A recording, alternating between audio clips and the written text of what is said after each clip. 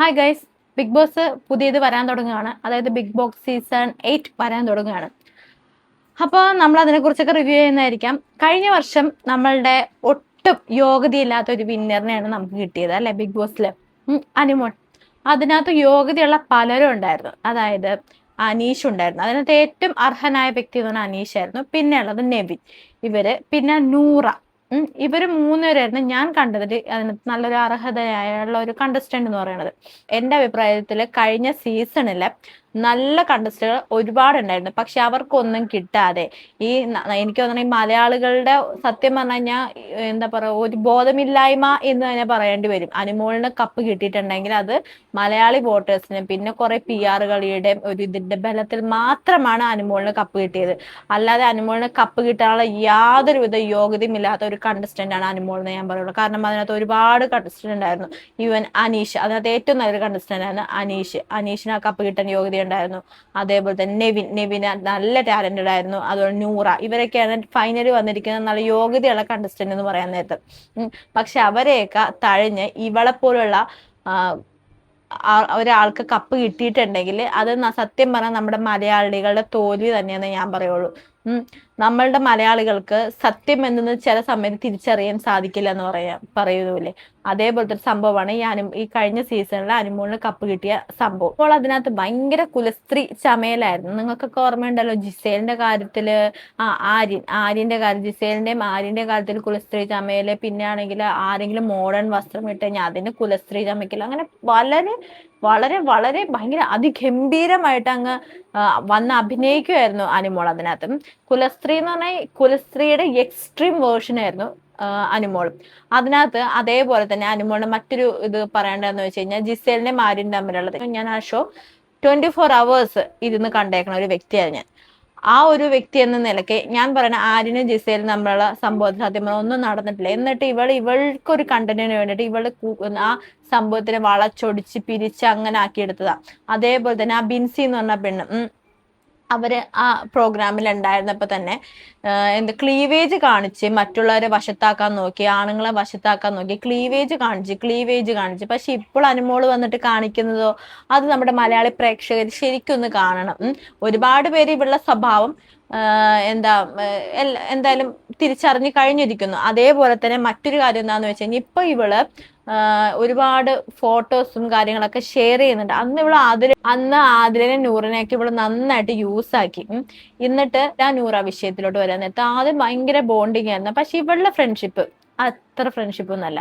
അത് കഴിഞ്ഞിട്ട് പിന്നെ അങ്ങോട്ടും ഇങ്ങോട്ടും കുത്തലായി, പരസ്പരം അങ്ങോട്ടും ഇങ്ങോട്ടും ഇവളുടെ മുഖം മൂടി എല്ലാവരും തിരിച്ചറിഞ്ഞ് അങ്ങോട്ടും ഇങ്ങോട്ടും കുത്തലായി. പിന്നെ നമ്മളൊക്കെ കണ്ടുനിന്ന ആൾക്കാരൊക്കെ എന്ത് വിചാരിച്ചിട്ടുണ്ടാവും, ഇനി ഇവർ തമ്മിൽ ഒരിക്കലും ഫ്രണ്ട്ഷിപ്പ് ഉണ്ടാവില്ല. പക്ഷെ ഇപ്പൊ അവള് കടന്ന് കാണിക്കുന്നത് എന്താ, ആദ്യം നൂറായിട്ട് ഫ്രണ്ട്ഷിപ്പ് ആവുന്നു, അവരാണ് എനിക്ക് എല്ലാം എന്ന രീതിയിൽ ഫ്രണ്ട്ഷിപ്പ് ആവുന്നു. എന്തൊക്കെയായിരുന്നു അവള് ഈവൻ ബിഗ് ബോസ് പട്ടം കിട്ടിക്കഴിഞ്ഞിട്ടാണെങ്കിലും അവള് വന്ന് പറഞ്ഞ എന്തൊക്കെയായിരുന്നു. പക്ഷെ ഇതില് ഇപ്പോഴും ഈ അനുമോളോട് യോജിച്ചു പോകാത്ത രണ്ടുപേരാണ് ബിൻസിയും ശൈത്യം.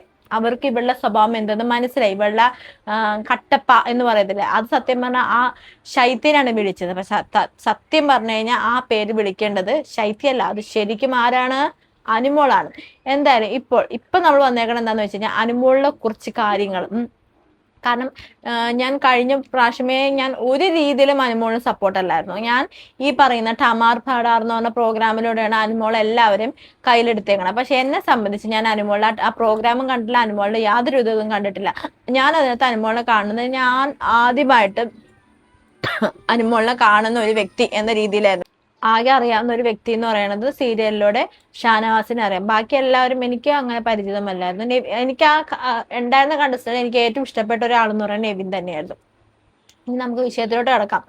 അന്ന് ക്ലീവേജ് കാണിച്ചു, മാന്യമായിട്ട് വസ്ത്രം ധരിക്കാൻ അറിയില്ല സ്ത്രീകൾക്ക് എന്നൊക്കെ പറഞ്ഞ അവിടെയുള്ള എല്ലാ ആൾക്കാരും, ഈ അനുമോൾ എന്ന് പറയുന്ന വ്യക്തി അവിടെയുള്ള ഒരാളെ പോലും കുറ്റം പറയാത്തില്ല. അവിടെ എത്ര കണ്ടസ്റ്റന്റ് വന്നോ അവരെല്ലാത്തരെയും ഓരോ രീതിയിലും അവരെ എന്തെങ്കിലും കുറ്റവും കുറവൊക്കെ ഉണ്ട് എടുത്ത് പറഞ്ഞ് നമ്മുടെ പ്രേക്ഷകർ മുന്നിലോട്ട് തെറ്റിദ്ധാരണ ഉണ്ടാക്കാൻ വേണ്ടി നടക്കുന്നവളായിരുന്നു ഈ അനുമോൾ. എന്നിട്ട് ഇപ്പൊ ഇവിടെ ഒന്ന് കാണിക്കണത്, അവളുടെ ഒരു ലേറ്റസ്റ്റ് ആയിട്ടൊരു ഫോട്ടോ ഉണ്ട്, അത് ഞാൻ ഇവിടെ കൊടുക്കാട്ടോ. അത് അനുമോൾ ഫാൻസ് ഒന്ന് കാണണം. അനുമോൾ ഫാൻസ് വന്നിട്ട് എന്നെ വല്ല പുല്ലെന്നൊക്കെ വിളിച്ചാലും എനിക്ക് അത് പ്രശ്നമല്ല. ഞാൻ പറയാനുള്ളത് പറയും. എനിക്ക് അന്ന് കാരണം വെച്ചാൽ ഞാൻ അന്ന് എടുത്ത തീരുമാനമായി. കാരണം ആ പ്രോഗ്രാം ഫുള്ള് കണ്ടേക്കണോണ്ട് തന്നെ അനുമോളുടെ ക്യാരക്ടർ എന്താന്നുള്ളത് ഞാൻ ശരിക്കും എനിക്ക് മനസ്സിലായതാണ്. അപ്പൊ അതുകൊണ്ട് തന്നെ അവള് എത്ര ഇങ്ങനെ നമ്മളെ മാനിപ്പുലേറ്റ് ചെയ്യാൻ നോക്കിയാലും എനിക്കത് അന്നും വകപ്പോയിട്ടില്ല, ഇന്നും വകപ്പോയിട്ടില്ല. പക്ഷെ ഈ ഇടക്ക് ഞാൻ അവളുടെ ഒരു പോസ്റ്റ് കണ്ടേ. അപ്പൊ അവൾ അതിന് പ്രേക്ഷകർക്ക് കൊടുത്തേക്കുന്ന ഒരു മറുപടിയും കണ്ടു. അതായത് അനുമോൾ ഒരു ചെറിയൊരു സ്ലീവ്ലെസ് ഡ്രസ്സൊക്കെ ഇട്ട് വന്ന് നിൽക്കുന്ന ഒരു ഇതാണ് ഒരു ഫോട്ടോ കേട്ടോ. അത് ഇവിടെ കൊടുക്കാം ഞാൻ. ആ ഫോട്ടോ എന്നിട്ടാണെങ്കിൽ കാലൊക്കെ കാണിച്ച അന്ന് അനുമോള് പറഞ്ഞത് സ്ത്രീകൾ ശരീരം ഒന്നും കാണിക്കാൻ പാടില്ല എന്നൊക്കെ രീതിയിലായിരുന്നുള്ളു. പക്ഷെ ഇപ്പോൾ അനുമോൾ അങ്ങനെയല്ല ഇപ്പൊ കാണിച്ചിരിക്കുന്നത്. അന്ന് അനുമോൾ എങ്ങനെയാന്ന് സാരി ഉടുത്ത് വരിക, അതുപോലെ തന്നെ ഹാഫ് സാരി ഉടുത്ത് വരിക, മറ്റേ എന്താ വളരെ നല്ല പട്ടുപാവാട ഇട്ട് വരിക. പിന്നെന്തായിരുന്നു വേഷം, അനുമോളുടെ വേഷം എന്ന് പറയണത് ചുരിദാർ ഇടുക, അങ്ങനെയുള്ള മാന്യമായിട്ടുള്ള വേഷങ്ങളായിരുന്നു അതില് മുഴുവൻ ഈ അനുമോൾ ധരിച്ചിരുന്നത്. പക്ഷെ ബാക്കിയുള്ളതിലൊന്നും അനുമോൾ അങ്ങനെയുള്ള വസ്ത്രങ്ങളൊന്നും ധരിച്ചേക്കണം. പക്ഷെ ബിഗ് ബോസിൽ വന്നപ്പോഴത്തേന് അനുമോൾ ഭയങ്കര പർട്ടിക്കുലറി സെലക്ട് ചെയ്ത വേഷങ്ങളിലാണ് അനുമോൾ വന്നേക്കണം. എന്നിട്ട് അനുമോളുടെ മൈൻഡ് ഇങ്ങനെയുണ്ട്, ഞാൻ പണ്ടത്തെ ഗേൾസുള്ള ടൈപ്പാണ്, അമ്മമാർക്ക് സപ്പോർട്ട് ചെയ്യുന്ന രീതിയിലുള്ള ടൈപ്പാണ് എന്നൊക്കെ ആയിരുന്നു അനുമോൾ പറഞ്ഞത്. പക്ഷെ ഇപ്പോൾ അനുമോളുടെ സ്വഭാവം, അതായത് നമ്മുടെ ഒരു പണ്ടത്തെ ഈ കാരണന്മാരൊക്കെ പറയുന്ന ഒരു ഇതില്, അതായത് ഒരു സ്റ്റോറി ഉണ്ടല്ലോ, ഒരു നീലക്കുറുക്കന്റെ ഒരു സ്റ്റോറി അല്ലേ. കുറുക്കൻ എന്തോ നീല പെയിന്റ് അടിച്ചിട്ട് രാജാവ് അവക്കാൻ നോക്കി, എന്നിട്ടില്ല പക്ഷെ കുറുക്കൻ ഓള ഇടാതിരിക്കാൻ പറ്റിയില്ല, ലാസ്റ്റ് കുറുക്കൻ ഓള ഇട്ടു എന്ന് നമ്മൾ പറയുമല്ലോ. ആ ഒരു സ്റ്റോറിയിൽ അതാണ് ഇപ്പൊ അനുമോളുടെ ഇതിനകത്ത് വന്നിരിക്കുന്നത്. അനുമോൾ ഇതിനു മുൻപ് മോഡേൺ വേഷത്തിലൊക്കെ ധരിച്ചിട്ടൊക്കെ ഉണ്ട്, അതൊക്കെ നമ്മൾ കൺട്രോളാണ്. പക്ഷേ നമ്മുടെ മലയാളി പ്രേക്ഷകർക്ക് അമ്മമാരെന്നൊക്കെ പറയത്തില്ലേ, അവർക്കൊന്നും അതൊന്ന് പറഞ്ഞു കഴിഞ്ഞാൽ എത്ര പറഞ്ഞാലും ബോധ്യമാവില്ലായിരുന്നു. ഇപ്പോൾ അവളെ ഒരു വേഷം ഇട്ടിട്ടുണ്ട്. അപ്പൊ അതിന് ഒത്തിരി പേര് അവളെ കമന്റ് ചെയ്തു. അപ്പൊ അതിനകത്ത് അവള് വന്ന് പറഞ്ഞേക്കണ കമന്റ് ആണ്, എന്റെ അച്ഛനും അമ്മയ്ക്കും ഇല്ലാത്ത വിഷമം പ്രശ്നം ഒന്നും ഇതിൽ ഉള്ള അമ്മാവനും അമ്മായിമാർക്കും വേണ്ട. കേട്ടല്ലോ, ഇത് ആരാ പറഞ്ഞത്? അനുമോൾ, നിങ്ങളുടെയൊക്കെ പ്രിയപ്പെട്ട അനുമോൾ. ഇവളുടെ സ്വഭാവം എന്ത് മനസ്സിലായോ? അതായത് മോളെ, ഞാൻ നിന്നോടൊരു കാര്യം ചോദിച്ചോട്ടെ, നിന്റെ അച്ഛനും അമ്മയുമാണോ നിന്നെ ബിഗ് ബോസിൽ വിന്നറാക്കിയത്? അല്ലല്ലോ, ഈ കണ്ട മലയാളി പ്രേക്ഷകരല്ലേ. അത് നീ എങ്ങനെയാണ്, നീ ഒരു മുഖംമൂടി എടുത്ത് അണിഞ്ഞിട്ടാണ് നീ അതിലെ വിന്നറായത്. അപ്പൊ നിന്റെ അച്ഛനും അമ്മയും അല്ലല്ലോ നിന്നെ വിന്നറാക്കി. ആ സമയത്ത് നിന്റെ സകലമാന ദാരിദ്ര്യവും പറഞ്ഞ് നീ വന്ന് പറയുന്നുണ്ടായിരുന്നല്ലോ, എനിക്ക് കാറിന് ലോൺ ഉണ്ട്, എനിക്ക് വീടില്ല, എനിക്ക് സ്ഥലമില്ല, എനിക്ക് ഒന്നുമില്ലെന്ന് വന്ന് പറയുന്നുണ്ട്. ഇപ്പൊ നീ എന്താ കാണിച്ചു കൂട്ടുന്നത്? അപ്പൊ പ്രേക്ഷകർ മനസ്സിലാക്കുക ഇവളുടെ കള്ളത്തരം എന്താണെന്ന്. ഞാൻ പറയും, ഇവളുടെ ഒരു അമ്മാവൻ എങ്ങാണ്ടും ഇവിടെ വന്ന് പറയുന്നുണ്ടായിരുന്നല്ലോ, അനുമോളിന് ബിഗ് ബോസിലെ കാശ് കിട്ടിയിട്ട് വേണം കല ഓപ്പറേഷൻ നടത്താനായിട്ട്. ഇപ്പൊ അമ്മാവനൊക്കെ എവിടെയാണോ എന്താണോ എന്തോ, അമ്മാവനിപ്പോ ഓപ്പറേഷൻ നടത്തും. ബിഗ് ബോസിലെ കാശ് കിട്ടിക്കഴിഞ്ഞാൽ ഉടൻ തന്നെ അനുമോള് ഇത് ചെയ്ത് കൊടുക്കുന്നാട്ടോ പറഞ്ഞേക്കണത്. ഓപ്പറേഷൻ ചെയ്ത് കൊടുക്കുന്നായിരുന്നു പറഞ്ഞത്. ഇപ്പൊ ഓപ്പറേഷൻ കഴിഞ്ഞിട്ടുണ്ട്. ബിഗ് ബോസിൽ ആ ക്യാഷ് ഉണ്ടല്ലോ, പ്രേക്ഷകരെ വോട്ട് കിട്ടിയിട്ടുള്ള ക്യാഷ്, ആ ക്യാഷ് കൊണ്ട് ഓപ്പറേഷൻ ചെയ്യാൻ വേണ്ടി ഇരുന്നത്. എന്തായാലും നമുക്ക് ബാക്കിയുള്ള കാര്യത്തിലോട്ട് വരാം. അപ്പൊ ഇതാണ് വേഷം, സ്ലീവ്ലെസ് ആണ്, തൊടയൊക്കെ കാണിച്ച്. പണ്ടൊന്നും തൊടയൊന്നും കാണിക്കാൻ പാടില്ല എന്ന് ബിഗ് ബോസിൽ നിൽക്കാൻ നേരത്ത് കുലസ്ത്രീകൾ, നമ്മൾ മലയാളി സ്ത്രീകൾ തൊടയൊന്നും കാണിക്കാൻ പാടില്ല എന്നൊക്കെ ഒരു ഇതായിരുന്നു. ക്ലീവേജ് ഒന്ന് കണ്ടു കഴിഞ്ഞാൽ അത് വലിയൊരു അപരാധമാണ്. ക്ലീവേജ് കാണിച്ച സ്ത്രീകള് പുരുഷന്മാരെ അടിമയാക്കാൻ ശ്രമിക്കുന്ന രീതിയിലേക്കായിരുന്നു പറഞ്ഞുകൊണ്ടിരുന്നത്. ആ പറയുന്ന അക്ബർ എന്ന വ്യക്തിനെ കുറിച്ചൊക്കെ എന്തൊക്കെ മോശമായിട്ടാണ് ഇവള് പറഞ്ഞുണ്ടാക്കിയത്. ഇവൾക്ക് വന്നിങ്ങനെ കുറച്ച് കമന്റ്സ് നമുക്ക് കേട്ടു നോക്കാം കേട്ടോ. എന്താണ് ഒരാള് പറഞ്ഞിരിക്കുകയാണ്, ബിഗ് ബോസിൽ പോയപ്പോൾ വോട്ട് ചെയ്യാൻ അമ്മാവനും അമ്മായും ഒക്കെ വേണമായിരുന്നല്ലോ എന്ന്.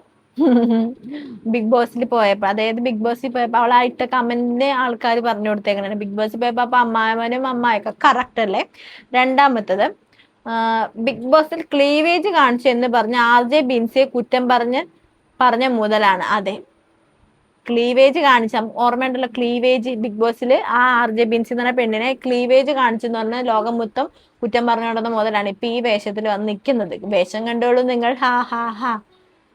അടുത്തത്, താരാദേവി, അച്ഛനും അമ്മയ്ക്കും കുഴപ്പമില്ല എങ്കിൽ അവരുടെ മുമ്പിൽ കാണിച്ചാൽ പോരെ, അതിന് അവര് പറയുന്ന പോലെ അനുസരിക്കുന്ന ഡിസിപ്ലിൻ ഉള്ളവർക്ക് ഒന്നും അല്ലല്ലോ, വീട്ടുകാരുടെ സപ്പോർട്ട് ഉണ്ടെന്ന് പറയാൻ തന്നെ നാണമില്ലേ?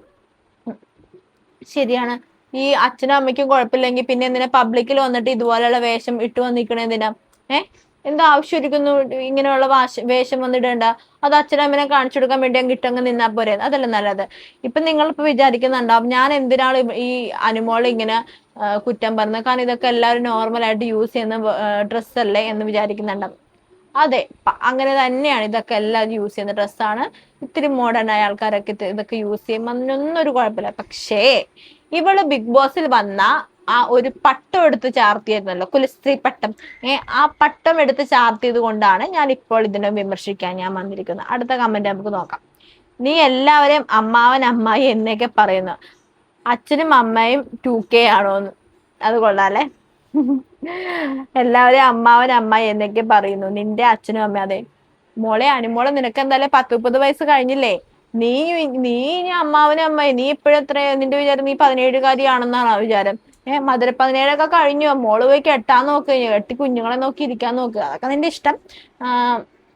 പക്ഷേ നീ മറന്നു പോകരുത്, നീയും 10-30 വയസ്സായി, അപ്പൊ നീയും അമ്മായി അമ്മാവനൊക്കെ ആയി. ഇനി നാട്ടുകാരെ മാത്രം നീ ആന്റി അങ്കിൾ എന്ന് വിളിച്ചടക്കേണ്ട പ്രായമല്ല മോളെ. എന്തായാലും ഇനി ബിഗ് ബോസ് 8 ഇത് സ്റ്റാർട്ട് ചെയ്യുവാണ്. അപ്പൊ മറ്റേ അഗ്നിപരീക്ഷ എന്ന് പറഞ്ഞ ടാസ്ക് ഒക്കെ ഉണ്ട്. അപ്പൊ എല്ലാവരും തന്നെ മത്സരിക്കുക. ജൂൺ 15-ാം തീയതി വരെയുള്ളൂ. ഇനി ആകെ എനിക്ക് 2-3 ഡേയ്സും കൂടെ ഉള്ളൂ. അപ്പൊ അതിനുള്ളിൽ തന്നെ എല്ലാവരും അത് അപ്ലൈ ചെയ്ത് ബാക്കിയുള്ള പരിപാടികളോട്ടൊക്കെ മുന്നോട്ട് പോവുക. അപ്പൊ നമുക്ക് ബിഗ് ബോസിന്റെ റിവ്യൂ നമ്മൾ പറയുന്നതായിരിക്കും. എന്റെ പരമാവധി ഞാൻ 24 hours ലൈവ് കണ്ടിട്ടേ ഞാൻ നിങ്ങളുടെ അഭിപ്രായം പറയുള്ളൂ. അല്ലാതെ എപ്പിസോഡ്സ് കണ്ടിട്ടൊന്നും ഞാൻ അഭിപ്രായം പറയാൻ ആഗ്രഹിക്കുന്നില്ല. ഞാൻ കാണുന്ന വിഷയത്തിനെ കുറിച്ചായിരിക്കും ഞാൻ പറയുന്നത്. അപ്പൊ എല്ലാവർക്കും ബിഗ് ബോസ്, അപ്പൊ അടുത്ത സീസണെങ്കിലും അർഹതയുള്ളവർക്ക് കപ്പ് കിട്ടട്ടെ എന്ന് നമുക്ക് മനസ്സുകൊണ്ട് ആഗ്രഹിക്കാം, അല്ലെ? അങ്ങനെയല്ല നമുക്ക് പറയാൻ പറ്റുള്ളൂ. അപ്പൊ എല്ലാവർക്കും ബൈ ബൈ.